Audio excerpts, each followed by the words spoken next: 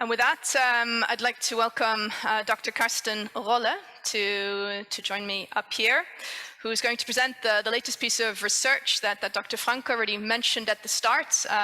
German energy policy, a blueprint for other countries, Europe, the world. The latest piece of research, how is energy policy here perceived and used by others? And Dr. Rolle, Executive Director of the German World Energy Council, and also heads up climate and energy at the BDI, the German Industries Federation. Go ahead. Thank you so much, Sonja, and a warm welcome from my side as well. I just thought that the Commissioner still looks quite relaxed, thinking of all the very tough discussions that will come, I think, end of the week, how to respond to the energy crisis, to the energy price crisis. And we will come back, I think, this afternoon discussing the social implications of the Energiewende, the energy transition, and probably pricing will be part of that discussion as well. But now to a survey that we do now since 10 years, for 10 years.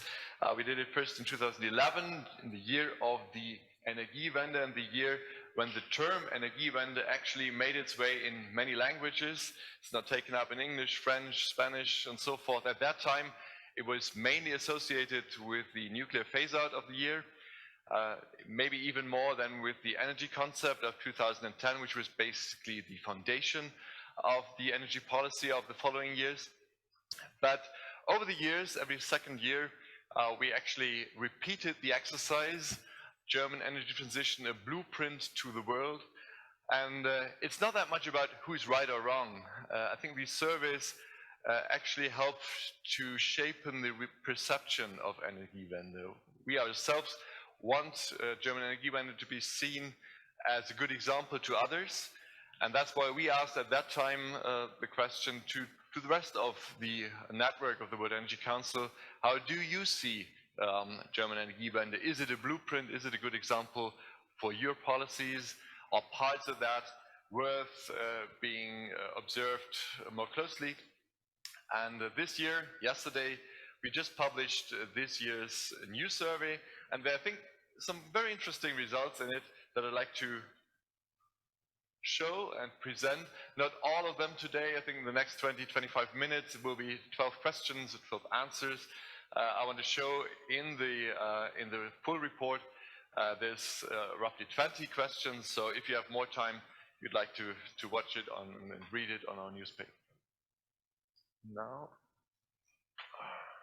okay, let's start with the first question. How is current German energy policy perceived in your country? First of all, we wanted to ask, is there any perception of German Energiewende? Does that matter? Is that seen? And you'll see within Europe, 3/4 of the respondents said, yes, it is noticed and observed what you're doing there. Does that have triggered a national debate or even led to concrete political decisions? Well, less so, but at least it is part of the debate. It is observed, and by that, you could argue what we do is somehow maybe influencing the debate, even if it's not really pushing concrete action.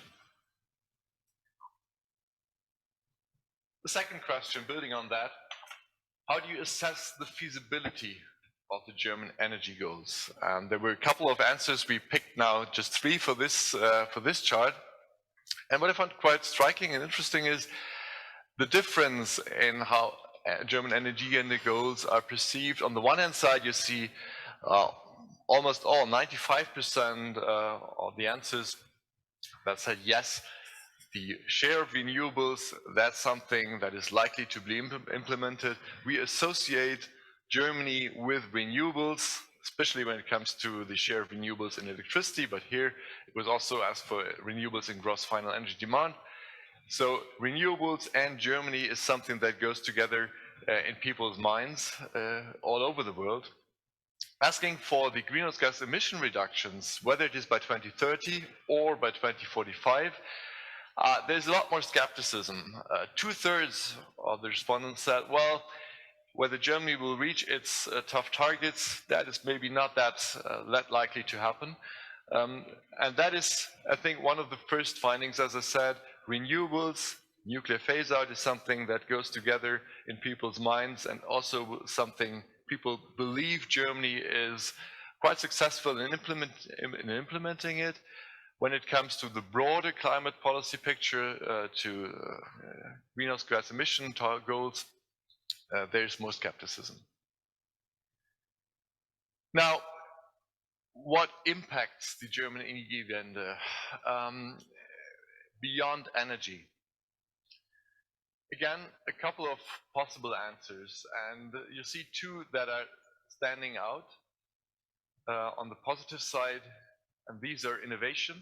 People really believe that German Energiewende is driving innovation, research and development in our country, and achieving climate targets by itself has an effect. So formulating these targets as part of the German Energiewende has changed something.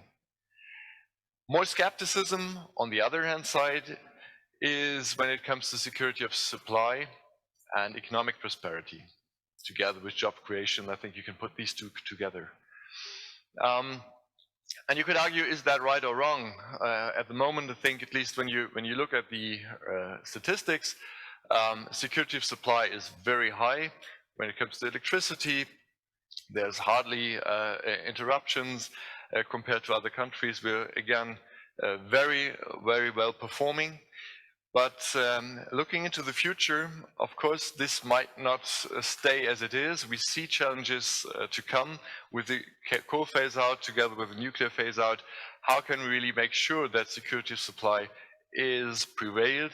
And that is probably something, at least in Europe, many of the answers were more skeptical about.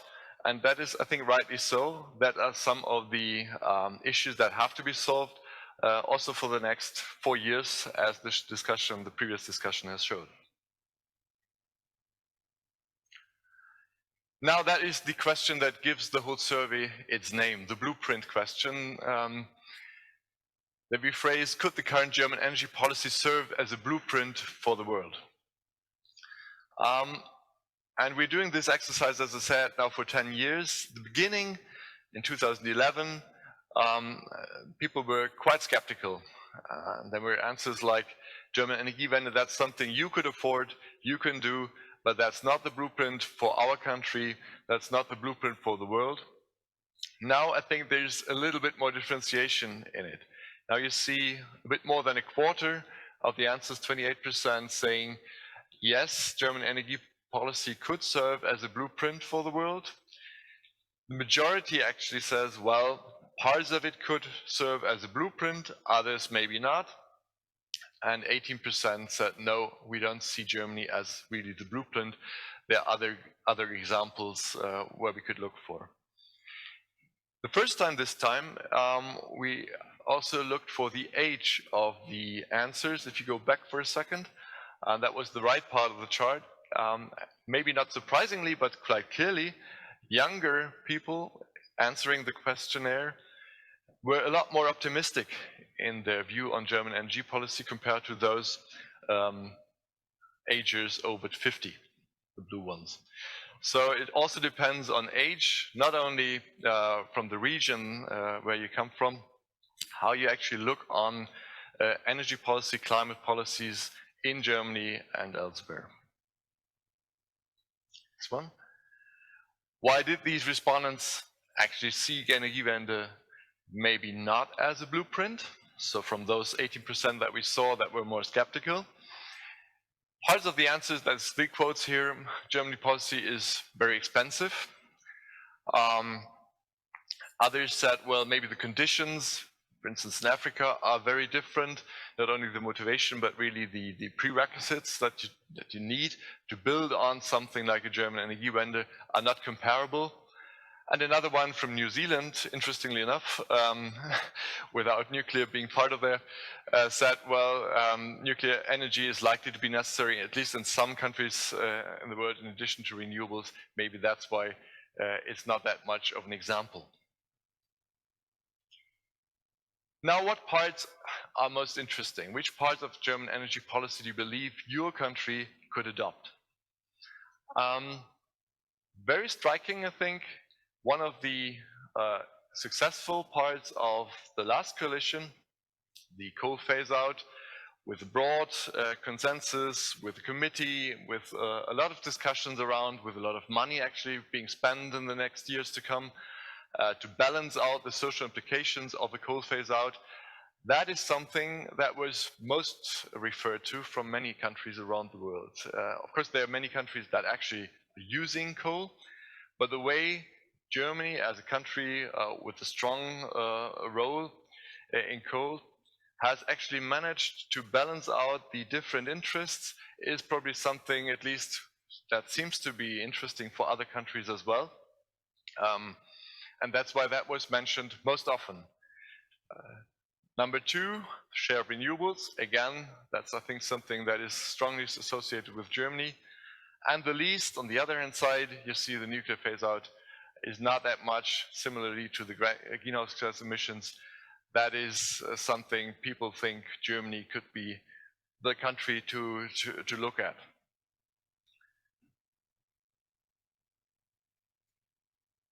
The hydrogen question, there's hardly any debate energy-wise without hydrogen in these days. And we again asked countries, do you see potential for cooperation between your country and Germany in promoting the use of green hydrogen? And that was really a strong answer. 93% actually said yes, there we are, cooperate with us.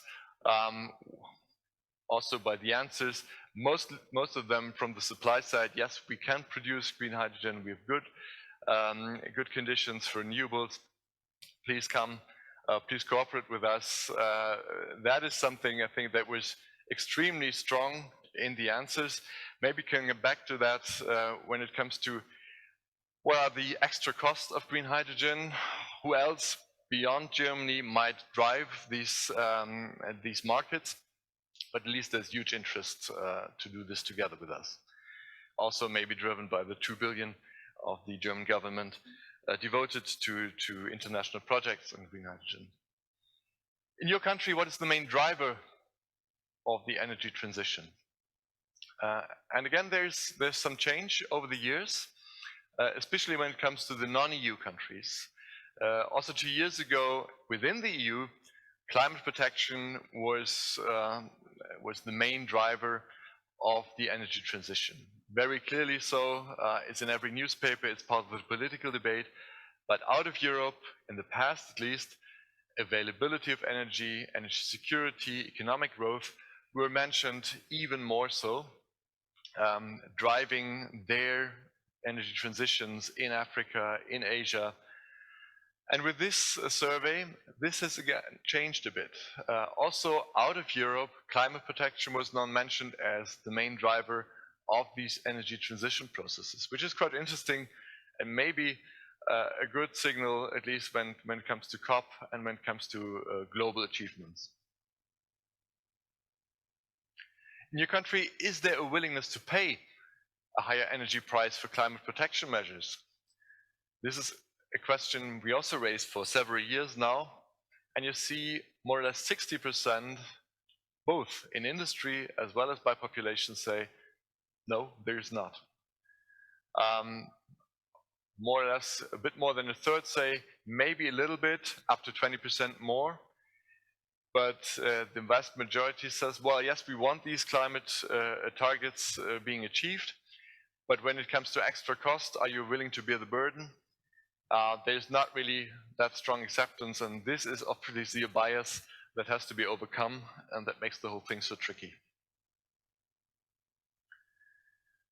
We turn to the European debate. Do you believe that CBAM, a carbon border adjustment mechanism, which is part of the Green Deal, is an effective tool to promote the reductions of greenhouse gas emissions?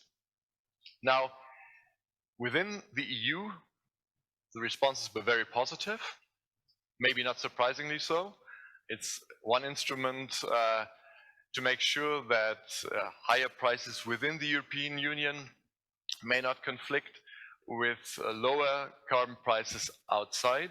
So carbon leakage protection is the idea behind. And that's why the acceptance of an instrument like this was very positive within Europe, less so, of course, outside. But in total, over all countries, there was, with almost 60%, quite a bigger share of respondents that said that's an interesting instrument that is worth to look at more closely in the future. Now, do you believe the world will achieve climate neutrality at a global scale by 2050? You see, 3/4 answered only a few countries will be climate neutral or negative by 2050.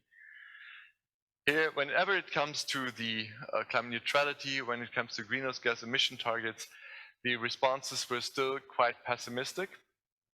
And I think also if you take the other pieces of the cake, only among the G7 or others that show only a small share of 2% say yes, by 2050, all of the countries will actually achieve climate neutrality. And again, there's a lot that has to be done to come closer to this target, even in the industrialized countries. But I think for the world, almost all of the respondents say this is probably too ambitious, that will take a little bit longer. What has the pandemic, COVID-19, affected the trajectory of our country's energy transition? Basically, it's two answers. On the one hand side, there are almost a quarter of the respondents that say in our country, the reactions of governments actually pushed the energy transformation with growth programs, with other transfers of governments. The transformation was speeded up. And 1/3 of the country said, well, in our country, it's just the opposite. In our country, with the pandemic, the focus was more on how to immediately address the economic crisis, and that has slowed down the speed of the energy transformation. Putting both together would mean, well, the scissor goes up, the gap is widening between those that are very ambitious and going forward quite quickly, and those who are that are actually more looking on the economic effects, at least for the short term. And that is maybe not really good news for everyone who is interested in achieving a level playing field. Last question, last answer, that bridges then to the European debate of the afternoon, the just transition question. Do you believe that your country is prioritizing a just climate transition? That's part of the Green Deal, the phrase just transition. And we differentiated this question also by EU and non-EU, and you see within the EU, yes, of course, that's part of the Green Deal. 2/3 say that is something that we see also happening. And out of the EU, that is not really the case. I mean, there are other issues that were mentioned more often, and maybe the energy transition is even seen as something that is not really pushing equality, but maybe even challenging it. So that's the overview of our survey of this year. Please have a look on our website, and now I'm happy to answer your questions, your reactions, your comments, whatever you have, seeing our mirror of the world and how we are perceived by other countries. Thank you.